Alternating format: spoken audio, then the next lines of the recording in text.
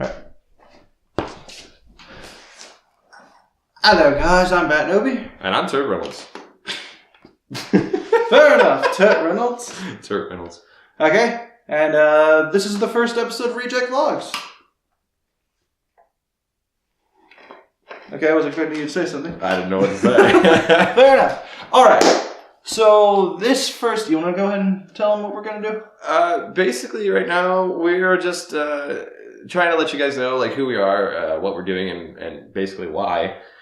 We have an idea to talk about video games as of late. We're just basically brainstorming different ideas together about like what we look for when it comes to a video game, and I don't mean just us. I mean everybody, in general, what the community is into. And this guy is wanting to be very big into video games, so we're definitely going to start doing it. Yeah. Because we're not just here to make random-ass videos. We're actually here to make entertainment for you. And if we have other ways to do that than just those videos, then we're going to do it. And today's video, the first video we're going to do is survival crafting video games. Mm-hmm. That's our main focus today. Well, the main reason is because we've realized that most people are into survival crafting games. That seems to be the have-all be-all for what video games are at this moment. At this moment in time, most of the community is always talking about the latest survival crafting game that is out there, whether it be Rust or Forest, Subnautica, Ark, Minecraft, you name it. Yeah. More and more being developed every single day. And basically right now we're just, we want to talk about some of the things the elements in a survival crafting game that make it to where this is why people are into it. And I think a couple of reasons why they're into it is because of the crafting in general, the open map part where there's like this biome where you collect this material, and then there's this biome where you collect this material, and you bring it together, and next thing you know, there you go, you got something. Like the idea of, I've started in this forest, but I can go to this lava biome, tame this, get the materials I needed, and now I can go over to the ice area and survive over there. Whole new adventure from one area just to another area in one game and one setting. Precisely. And I mean, the game that I was really into for a while, Ark Survival, it's a game with basically the dinosaurs. It's made by Treyarch. It actually is a really good game. But as of recent months, the game has not an advertisement, by the way. Not sponsored. Not sponsored at all. But the actual gameplay of the game has changed a lot in the last year or so, because the same thing for Subnautica. Have you seen all the changes? Yeah, but I mean, my example was for Ark mainly because I was playing it so much. That's fair. You're playing Subnautica. Yeah, Subnautica now, but so it's more newer. You just Okay. Well, the reason I stopped playing Ark was because it's actually become out into full release. There's and now there's no new stuff. Well, it's not just that. It's now we know what maximum amount of content the game has. Yeah. And at this point, because people have been playing it since it was in pre-alpha or beta scenario, they've been playing it and building up to be the best that they can be up until that point. Yeah. When the game's finally in full release now, there's already a bunch of people on there that have either maxed stuff or are just doing absolutely nothing but grinding for resources and metals, just killing other players, saying they're the top. Exactly. If you're a new person who waited for the game to release, like full release, as soon as you hopped on, there's already max bases just all over every server. And that's my point right there. The game's in full release, but people have been able to play it for a good amount of time now. And for those people who are starting off now, they're not finding it so easy or fun to play anymore, because not only is the game in full release, but there's already people on there that have completely 100% maxed out everything and can just wipe you off. And people will say that, you can just go to PvE servers.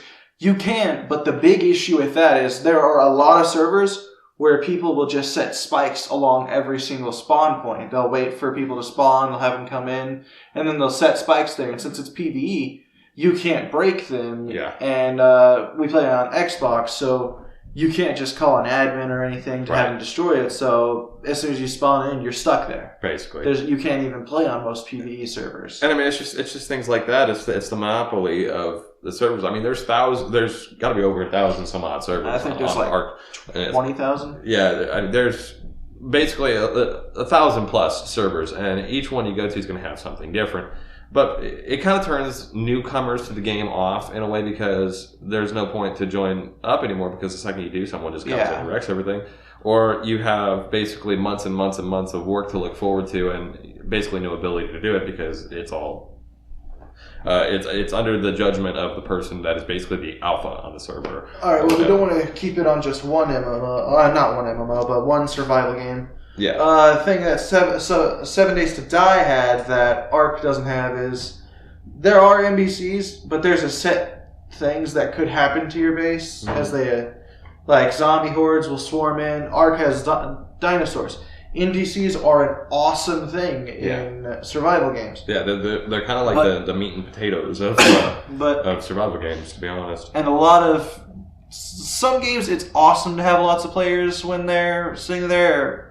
Like 100 on a server. It's like, cool, I can jump in, see these other bases. But they're most likely just going to kill you. Basically. There's not real community to it most of the time. Like on Ark, you can join a server and sometimes they'll let you stay, but as soon as they're done with you, or if you say one wrong thing, they're just going to wipe you. You could be on there for, you can come home, go to work or whatever, you come home and you're on the game for 2 or 3 hours a day right after you get off work and you got something going. Well, let's say you've been doing that for a month. Next thing you know, you got mediocre things. You're not exactly the brand new and fresh, but you're not the best in the server either. And suddenly, just like that, someone can come in and just swoop away everything. But I mean, that is just an Ark example as well. And one thing I realized with a lot of survival crafting games is they are the newest thing that everybody wants to play. That it's the best thing right now. It's the hip thing. But each one of them has a particular thing that just turns players off about them. Ark having that to be one, 7 Days to Die, after you reach like 2 or 3 weeks, it just starts getting repetitive. Yeah. There's nothing else to do after that point. There are a few things we look forward to in some MMOs.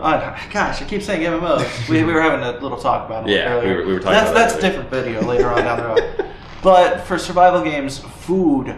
I was about to say food and hunger. Those are the same thing. Food, water, the shelter... the crafting, the NPCs, like a good game that encompasses it that was a little underrated, but it still got really popular. The Forest does a really fantastic job of this. Yeah. You've got 1 to 4 people that can play it co-op or even against each other, and you crash on an island. You start off with an axe. Every time you spawn, I think you get the axe back.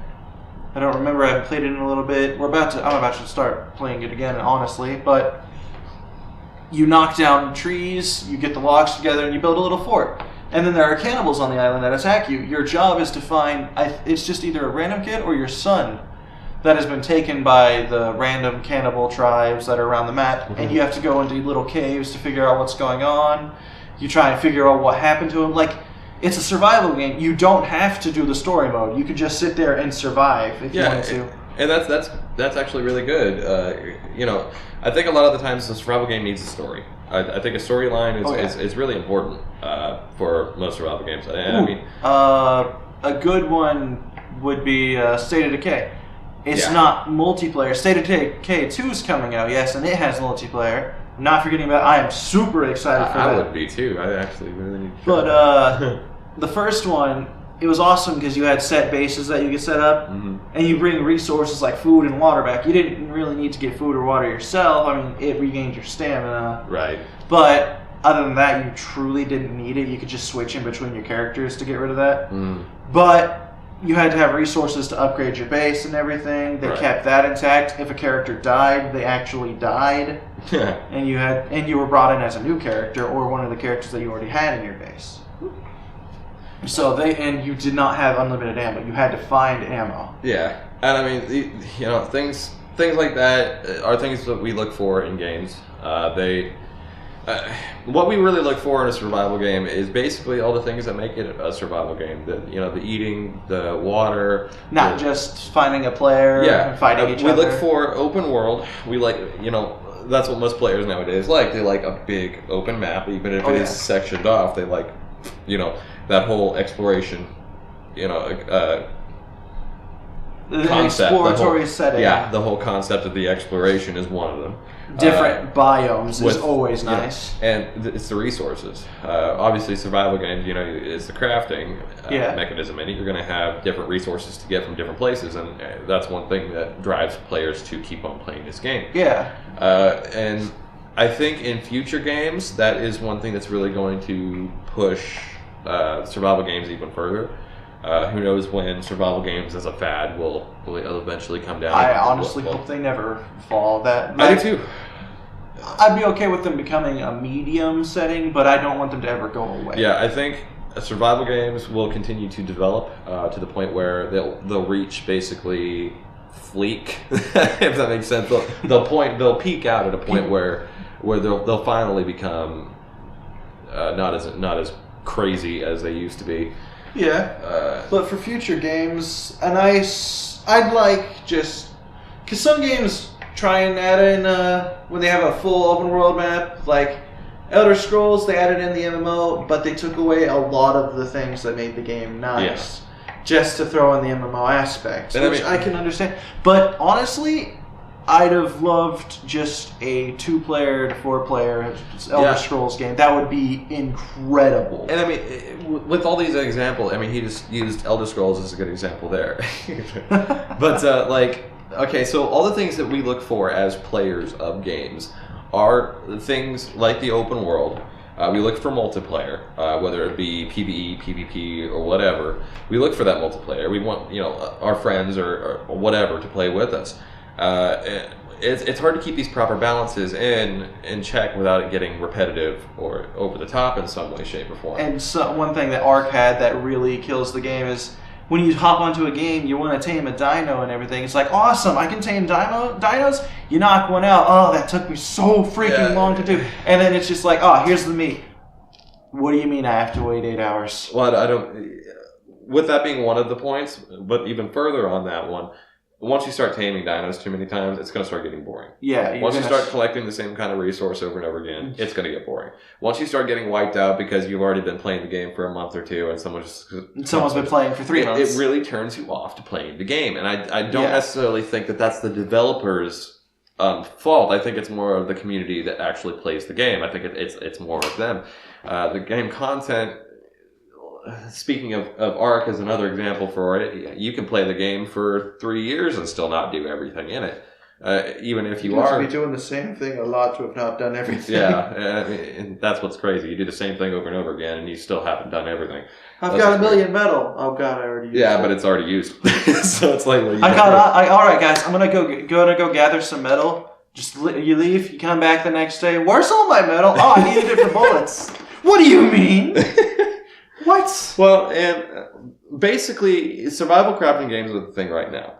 But every type of genre of game has something that all players can relate to as a favorite quality. Like, let's say card games being one of them, puzzle games, MMORPGs. I love RTS games. Yeah. There's 2 different styles. You can do turn-based or you can do, like, real-time. Mm-hmm. And I don't believe, like, the little phone games where you... press to buy a soldier that's going to take 2 hours or something. Yeah. That's not technically RTS. Yeah, that's more just mobile gaming. Yeah, but like my favorite RTS game to date would have to be Battle for Middle Earth. Yeah. Oh, I love that. Oh my god, I love it so much.